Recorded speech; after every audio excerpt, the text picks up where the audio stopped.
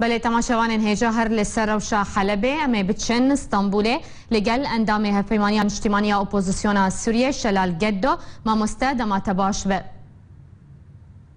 ماموسته دمه که روسیه را دگهینه که اپراسیون انخواه حلبه بردوام بکن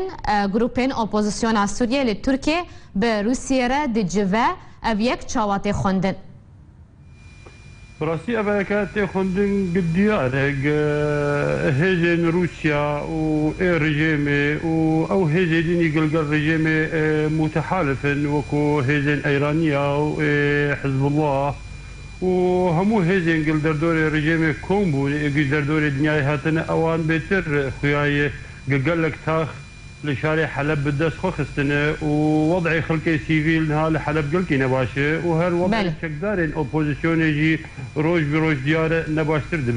دبه هوريه مده او كومبونه قل اسطنبول كي دبن بو مثلا دركتنا شكدارين جبهة النصرانة بو خاطري قو شرب سكنه وبراسي قلت تشتكي واجه بفيمانه كله دنابوان اطراف قل اسطنبول كوم دبن بقمان جبرجوندية خلقي سيفيل وجبرجوندية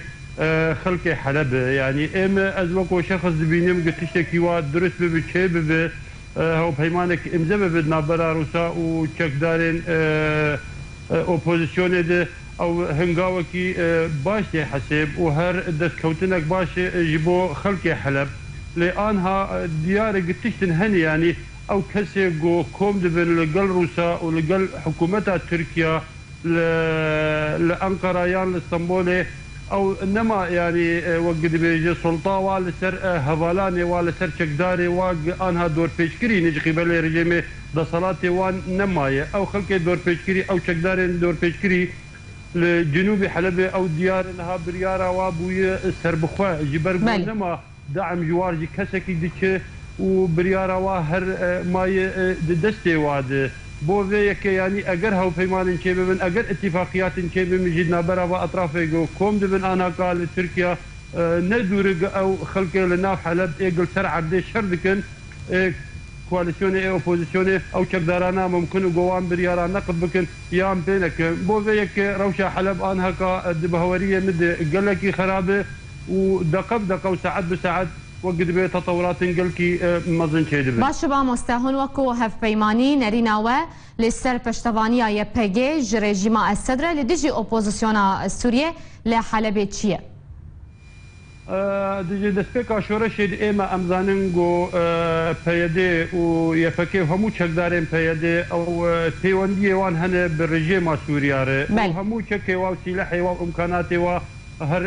جم رجيمتين واوجد دسبيكي حيان هذا هر الجانب رجيم وصيان الحلبة والغير حلبة اما سلا دياره واما وكو انا كسي يعني وكو تفقرا كردي بده بيانات مدرك انه اما سلا مشروع فكري جرايا كثير وجملتي خره ام زانينغ بارتيا بيدي بيوندي واو تكليه واج دسبيكا شورشي وجبري شورشي للرجيم سوريا هر بردوامن وهر خرطن وان هاجي او بيوندي وقد ويجي داسكي بيرل بيجن دواري ميداني دي ودواري سياسي دي بهوريا مد افشرق انا حلبة شيد بجداريا بيدي وبسكنا بيدي وفي شكدارين همو شكدارين بيدي وقوات سوريا ديمقراطيك نتشتكي غريب وننهن لسرما وننسر يا قشتي كردي همو سوريا همو دنيا زانو مجتمعين بدولتي زانه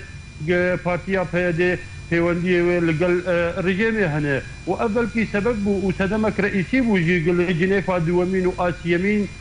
بيدي بجدار نبو يعني بده جارا إما وكو كتلة كردي لناف كواليسيوني ما بحث كريه بخلق بالدبلوماسية ولاتين در ولاتين دوستان سوريا وكو أمريكا وكو فرنسا ما دعوة حضور بيدي كريه بتايبتي لجنيفا دوامين اوان دائما ولا ما جوابه او بيدي برا لجانب الرجيم حاضر بدوا قفتو بوياده جبال بيدي بشك او خد حسبين او خدمين بشك بيتر رجيم نج اوبوزيسيوني وام تبدي جزانين شر بيدي سياسي واي شكداري جدسبيكا شورشا سوريا حيان هذا بيتر لقل اوبوزيسيوني بيتر بيدي دهمو راقيامنا خد ودهمو ادبيات خو اعلام خد بحثا اوبوزيسيوني ديك يعني او شر رجيم ناكن باشا مامۆستا ینی حەلب تێ وێرانکردن تێ ژناوبرن هەن وەکو هەفپەیمانی و چش بۆ حەلب کریە بکورتاهیش کەرەماخۆرە من گوت ji bo Helebê ji bo welatiyên Helebê hûn wekû hevpeymaniya niştimaniya opozisyona Sûriyê we çi kiriye hûn dikarin çi bikin eger tu bersivê jî bi kurtahî bide min baştir e ji ber ku dema me nîne اما وقو تبدو زانن سروك ائتلاف انس العبد برينها وبحث كر ناميك هر راسوخوي همو مجتمعي دولي وولاتاني درس سوريا كريه وهمو رخراوي دولتين سرسرت همو المتحده جيار مسيا خلق حلب بكر خلق سيفيل روشا وزور نباشه وروج بروج النباشتر دبه اما وكو كواليسيون وكو اوبوزيسيون ام واجهات سياسيه شورشا سوريا وخلق حلب وغير حلب تشتا جوجمتي ام بيونديه خم مجتمعي دولتي بكارتينن ودكل خدمتها خلق باجاري حلب وغير حلب بله گلکی سپاس اندام هفپیمانیان اجتماعی اپوزیسیون سوریه برای شلال گدو ج استانبول باوای کی زندی طول گلمه بو